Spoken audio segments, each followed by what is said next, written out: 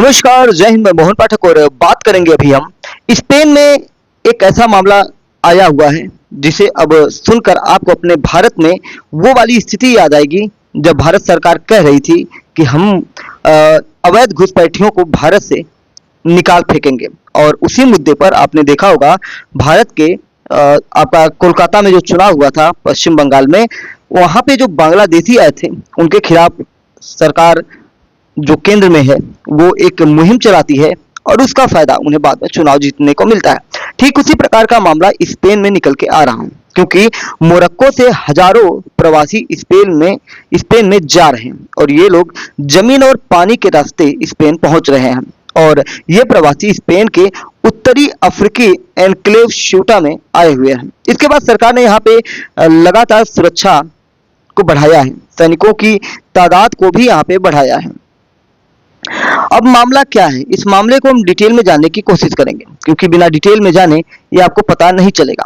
क्योंकि ये जो लोग जा रहे हैं, जो प्रवासी यहाँ जा रहे हैं, ये जा क्यों रहे हैं, कारण क्या है, प्रवासियों को रोकने के लिए स्पेन कर क्या रहा है, इन सारी चीजों को हम डिटेल से जानेंगे। और क्या इनके आने से जो स्पेन है वहाँ क्या कुछ घट रहा है या वहाँ पे क्या स्थितियां सामान्य है, इन सारी चीजों को हम डिटेल से समझने की कोशिश करेंगे। क्योंकि स्पेन में जबरन घुसने की जो कोशिश हजारों, लगभग 67 अफ्रीकी प्रवासियों की इसमें मौत हुई है, जो हजारों लोग घुसे हैं। और कई सारी न्यूज एजेंसियां इस पे अलग अलग तरीके की रिपोर्ट्स बना रही हैं, जिनमें हम जो एथेंटिक होंगी उनको लेकर आपको बताने की कोशिश कर रहे हैं। आपको बता दें कि स्पेनिश सरकार ने 24 घंटे में मोरक्को की तरफ से करीब 60,000 लोग तैरकर या पैदल चलकर स्यूटा में घुस चुके हैं, ये बताया गया। और उन्होंने ये बताया कि यह शहर की आबादी का 70% है, जो कि बहुत बड़ी बात हो जाती है, यानी कि हर चीज की कमी यहाँ पे हो जाएगी। अफ्रीका और एशिया के कई देशों में गरीबी, बेरोजगारी, युद्ध और भुखमरी जैसी समस्याएं लगातार बढ़ रही हैं। लोग अपने परिवार के अच्छे भविष्य के लिए यूरोप जाना चाहते हैं। समुद्र में सैकड़ों किलोमीटर नाव चलाने के बजाय मोरक्को के रास्ते स्यूटा पहुंचना प्रवासियों के लिए सबसे आसान और छोटा रास्ता हो जाता है।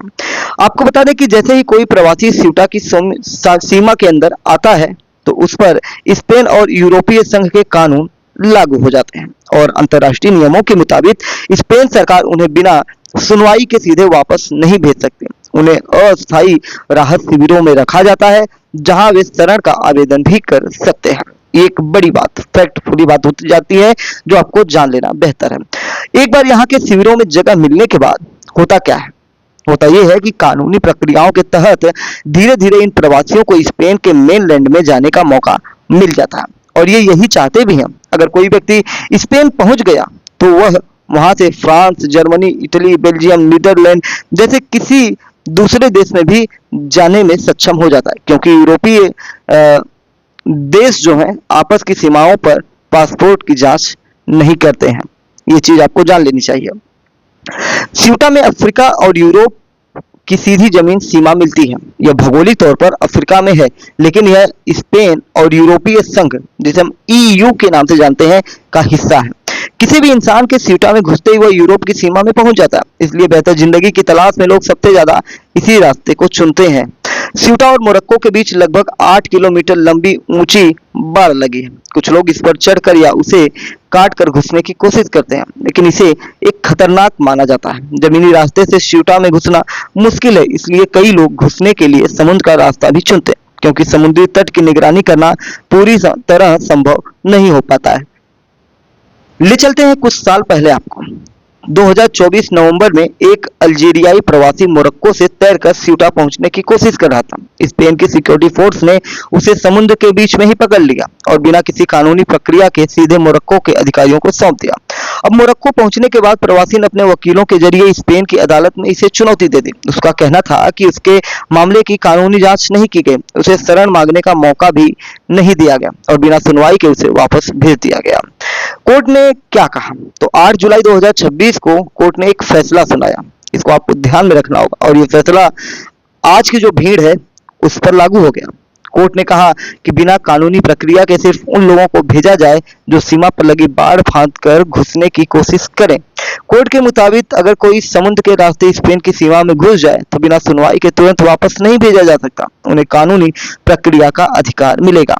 और इसी का फायदा उठाकर लोग समुद्र के रास्ते वहां पहुंच रहे हैं। स्पेन के इमिग्रेशन लॉ में लिखा हुआ है कि सिर्फ उन्हीं लोगों को वापस भेजा जा सकता है जो बॉर्डर पर लगी सुरक्षा रुकावटों को पार करने की कोशिश करते हैं।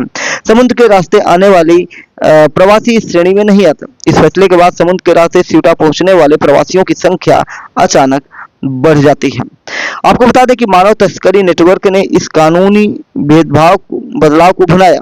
उन्होंने लोगों में यह मैसेज पहुंचा दिया कि अब स्पेन की पुलिस उन्हें पानी में पकड़कर तुरंत वापस नहीं भेज सकती है। मोरक्को के कई शहरों में लोग लंबा सफर तय करके सीमा तक पहुंच चुके हैं। कई लोगों ने समुद्र के रास्ते सीमा पार करने की कोशिश की। वहीं कई सारे व्यक्ति इस कोशिश में अपने जीवन से हार भी गए हैं। आपको बता दें कि स्पेन सरकार के अधिकारी फर्नांडो रोड्रिगेज कॉन्ट्रेरास ने कहा कि शुरुआती अनुमान के मुताबिक हजारों लोग सीटा में घुस आए। हालात को देखते हुए स्पेन सरकार ने सीमा पर सुरक्षा बढ़ा दी। सेना की अतिरिक्त टुकड़ियां तैनात की गई। हवाई और नौसैनिक निगरानी भी बढ़ाई गई। समुद्र के रास्ते आने वाले प्रवासियों पर नजर रखने के लिए गोताखोरों की टीमों को भी तैनात किया गया। वहीं यूरोपीय संघ ने भी स्पेन की मदद की पेशकश की है। जुआन सी जीसस विवाद स्यूटा के राष्ट्रपति हैं। इन्होंने कहा कि स्यूटा के इतिहास में यह सबसे मुश्किल समय में से एक है। अचानक हजारों की संख्या में अनियंत्रित भीड़ के सड़कों पर आ जाने से स्थानीय लोगों में डर और असुरक्षा का माहौल बन गया है। स्कूल, दुकानें और बाजार बंद हैं। शहर में आपातकाल जैसी स्थिति है। अब आपको बता दें कि हो क्या सकता है। मोरक्को की सुरक्षा एजेंसियों ने शुरुआत में सख्ती नहीं दिखाई। उनका कहना है कि सीमा तक पहुंचने वाले रास्तों पर पुलिस और सुरक्षा बल मौजूद थे, लेकिन बड़ी संख्या में लोगों को आगे बढ़ने से नहीं रोका गया। अगर शुरुआत में ही रोक दिया जाता तो इतनी बड़ी संख्या में लोग सीटा नहीं पहुंच पाते। आपको बता दें कि मोरक्को इस संकट का इस्तेमाल स्पेन पर राजनीतिक दबाव बनाने के लिए कर रहा है। मोरक्को पिछले 80 साल से स्यूटा और मेलिला पर अपना दावा करता रहा है, जबकि स्पेन इन दोनों शहरों को अपना अभिन्न हिस्सा मानता है और इस मुद्दे पर किसी तरह की बातचीत से इनकार भी करता है। आपको थोड़ा इतिहास में ले चलते हैं। मोरक्को को 1956 में स्पेन से आज़ादी मिली थी। हालांकि स्पेन ने स्यूटा और मेलिला को आज़ाद नहीं किया। मोरक्को का कहना है कि स्यूटा और मेलिला भी उसे वापस मिलने चाहिए। ये दोनों शहर अफ्रीकी महाद्वीप में हैं और मोरक्को का हिस्सा है। स्पेन कहता है कि स्यूटा पर उसका कब्जा 350 साल से, तब मोरक्को बना ही नहीं था। अब जब मोरक्को बना ही नहीं था तो इस पे उसका अधिकार कैसे? स्यूटा पर पुर्तगाल ने 1415 में कब्जा किया था। 1668 में पुर्तगाल ने इसे स्पेन को दे दिया था। ये आपको जानने वाली बेहद जरूरी चीज है। अब आपको बता दें कि स्पेन स्यूटा को छोड़ क्यों नहीं पाया, क्योंकि इसके कई कारण हो सकते हैं। जैसे स्यूटा के अधिकांश निवासी खुद को स्पेनिश मानते हैं। वे समृद्ध देश स्पेन के साथ ही रहना चाहते हैं, क्योंकि स्पेन एक समृद्ध है जहाँ पे सुख सुविधाएं और कहा जाए तो फूड की व्यवस्था हो जाती है। वहीं यदि स्पेन स्यूटा छोड़ देता तो दूसरे शहर मेलिला पर भी दबाव बढ़ जाता।